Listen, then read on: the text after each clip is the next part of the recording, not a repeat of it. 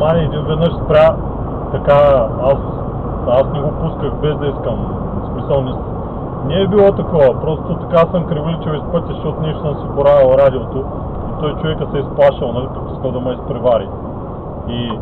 И като ме изпревари на спирачки, пусна аварийни и излезна от колата. И аз му пуснах дълги и стоя го чакам, нали, бибитнах 2-3 пъти, не тръгва, пуснах му едни дълги, свалих джама и го чакам. И той ме заплашва нещо, прави се, че ще изкарва пистолет, тръгва към мене, не знам какво, не знам що. Обаче стига на 10 метра от камиона и се отказва и се връща, разбираш ли? И стоя така някъде около 5 минути, аз си го изчаках и се тръгнах. В смисъл, той се качи и се тръгна. И аз тръгнах пак. И му примигам някъде да такова.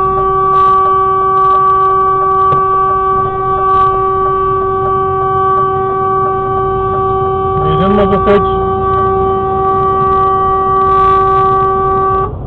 Молник, пълен молник. Не е с кола, пристрои се неправилно за кръговото именно пред мен ме засече.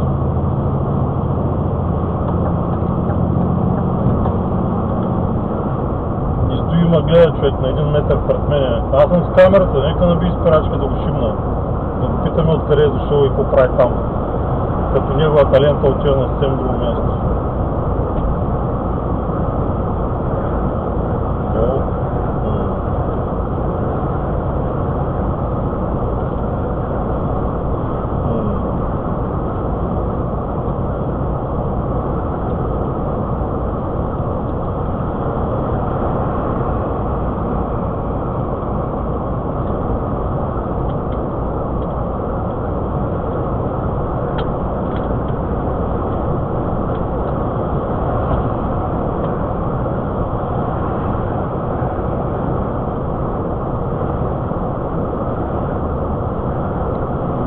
Днеска, ако знаеш един бог, днеска като кажеш сутринта отивам рано 10 часа отивам на фитнес, един с едно BMW, първо в едната лента, после в другата, после по средата между лентите, това в града ти казвам.